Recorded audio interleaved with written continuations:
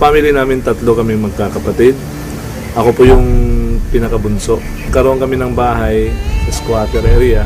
Itong kwarto ko po na dati. Dito po ako nakakahiga, natutulog. Dito talaga ako lumaki. Nakatira kami yung buong pamilya namin. Na dati, ito'y daanan ng tubig. Pag umuulan, magkakaroon kami ng libreng swimming pool. Kasi lumalaki yung tubig dito. At ngayon ay, siyempre, natambakan na ng mga lupa at nagbago na. Pero memorable masyado to kasi dito ako panganak at dito rin ako lumaki.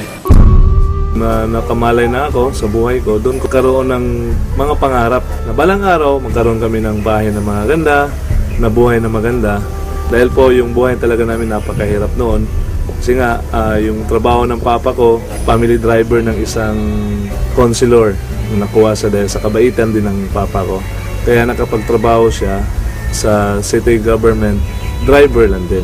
So yung mama ko naman din, siya naman yung nagpapatakbo ng karinderya. Yun din yung kinukunan ng extra income nila para makapag-aral kami magkakapatid. At nabubuhay kami sa 5-6 yung pautang. Hindi ako nakapagtapos kasi nga nabaon kami sa utang. Tinakripisyo ko yung pag-aaral ko dahil para sa kapatid ko. Kaya naghanap ako ng paraan na para makatulong sa parents ko. Dahil sa hirap na naranasan ko po. Yun yung naging lakas ko na para magbuo ng pangarap na balang araw malalampasan ko lahat ng problema namin. Malalampasan ko yung kahirapan namin. Naghanap ako ng mga oportunidad para mahihaon sa kahirapan yung family namin. Nung matapos na ng pag-aaral ng high school, way back 1999, parang naging tambay ako kasi 1 year din ako hindi nakapag-aral agad. Kaya yung ginagawa ko doon, talagang nagtatrabaho. Kaya lahat ng trabaho sa terminal, Ecolan Terminal o Terminal ng bus ay naranasan ko po yan. Paglilinis ng sapatos, yung pagbibenta-benta ng mga durian candy, at saka yung pagkakarga ng mga bagahe ng mga pasahero. Yun, naranasan ko po yun para makatulong ako sa mama at papa ko. Humingi ako ng pagkakataon ng Panginoon na kung bibigyan niya ako ng chance ay hindi ko talaga pakakawalan. Yung unang pag-iempleyado ko po, award craft po yun, yung paggawaan ng mga plaque, ng mga trophy. Actually, nagtrabaho ako para sa ate ko, para makapagtapos siya ng pag-aaral niya, na makatulong din ako sa mga tuition niya at saka sa parents ko. Nung nag-graduate yung ate ko, nag-stop na akong magtrabaho at pumasok na ako sa negosyo, pagninegosyo. Kasi alam ko nung sa pagninegosyo, doon natin makukuha yung mga pangarap natin. Doon, may isang company akong napasukan na talagang doon ako namulat, na talagang grabe pala yung potential income ng ganitong klaseng negosyo. Kaya na-challenge ako doon. Sabi ko, pag-aaralan ko to, kasi nasa-challenge ako sa mga taong umaasenso. Kahit anong background mo, nakapagtapos ka man wala, open sa lahat, sa mga taong nangangarap. So ako yung taong gigil na gigil dati na talagang makuha ko mga pangarap ko.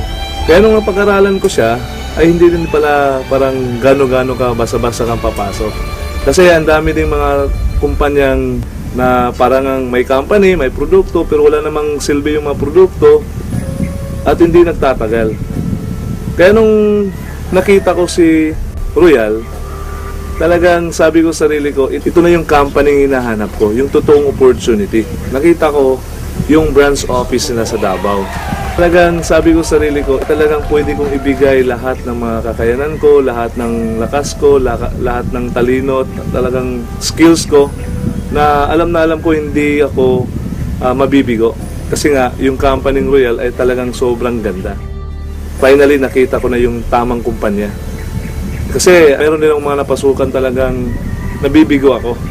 Kasi nga kumikita ka ng maganda, malaki, pero hindi nagtatagal. Kaya nung nakita ko yung Royal, sabi ko, iba talaga yung Royal. Sabi ko nga, umahanap ko lang yung totoong opportunity ng company, talagang gagawin ko lahat ng mga kaya ko. At hindi naman ako nabigo. Halos lahat ng mga pangarap ko na ibigay ng Royal. Before ako nag-Royal, muntik na talaga itong nawala yung bahay ko na ito. Kasi nga yung previous company ko kumita pero hindi tumagal. Nagkautang-utang pa. Kasi nga nawala din yung company parang bula. Dahil po sa Royal, nabayaran yung bahay na ito na matagal namin pinapangarap ng pamilya. 8 months ko nung tinabaho yung Royal, nakuha ko yung Montero Sport ko. First car ko, brand new car from Royal. Doon ko na unang na-experience na nagkaroon ako ng sasakyan dahil po sa Royal yon. At dahil din po sa Royal, after 1 year ko po, na-awardan po ako sa executive circle ng company. After 2 years ko, umabot na pala ako ng 6 million na kinita ko. Kasi na-recognize po ako as a presidential circle ng company Royal. Kaya grabe yung nangyari sa buhay ko. Lalo na ngayon, in 3 years time ko sa Royal, na nagkaroon ako ng opportunity na makasama sa travel ng company. Ang kagandahan po ay sa Brazil. Dito sa Royal, lahat sinasabi, lahat pinapangako nila ay nagkakatotoo. Iba talaga palang maka-abroad ka. Hindi ka lang nagninegosyo at kumikita, pero ma-experience mo ang totoong lifestyle na binibigay ni Royal. Grabe! Kaya noon, na-enjoy ko po yung travel namin sa Brazil. Ang kagandahan po, kinuha ko na naman yung pinakapangarap kong sasakyan. Sabi ko sa sarili ko dati, nung dati kong company, mabibili ko na yung Hummer ko. Kasi kumikita ko ng malaki, hindi tumagal. Bumagsak. Kaya parang nasaktan ako doon. Dahil sa Royal po, na-inlove ako ulit. At dahil po sa Royal, yung pinapangarap ko ay talagang nagkakatotoo lang. Ito na nga ho, yung Hummer or H2 ko po. Kasi sa Davao, hindi ka basta-basta magka-hammer dito. Yung mga nagka-hammer dito, yung mga may-ari ng mga mall, may-ari ng mga hotel, yung mga may-ari talaga na talagang kilala sa negosyo dito sa Davao. Ang malupit doon, isa sa nagmamayari ng hammer ay Royalista. Dito pong bahay na ito, actually ito yung pangarap ng mama ko. Dahil single pa naman po ako, wala akong ibang pinapangarap kundi pasayahin at paligayahin yung mga magulang ko. Ang dami ko pang pangarap sa kanila. Sabi ko nga sa papa ko na dapat na magretiro na siya. Ayaw ko nang magtrabaho siya. Alam na alam mo kasi yung hirap na naranasan nila sa buhay. Sa hirap ng naranasan nila at hirap ng nadaanan nila sa buhay nila, binuhay pa rin nila kami nung mga bata pa kami. Kaya ngayon, nung ako nang nasa kalagayan ko, ay gustong-gusto ko naman makabawi sa kanila. Masaya pakinggan na may anak ka na nag-alala sa pamilya niya. Sama sa amin, papa niya. Salamat. Kung gaano ko kamahal yung sarili ko, ganun ko po sila kamahal. Kaya lahat, habang single pa po ako, habang hindi pa ako nag-aasawa, binibigay ko po yung kaligayahan nila. Inauna ko po sila. Marami tayong kaibigan, magiging partner. Pero ang masabi ko lang, nag-iisa lang sila na ina at ama ko sa mundong ito.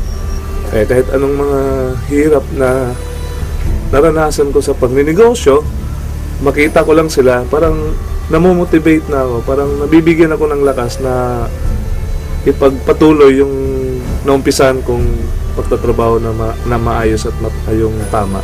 Sila din yung dahilan na umabot ako sa naabot ko ngayon. Kasi kung hindi dahil sa kanila, siguro matagal na ako ring nag-give up.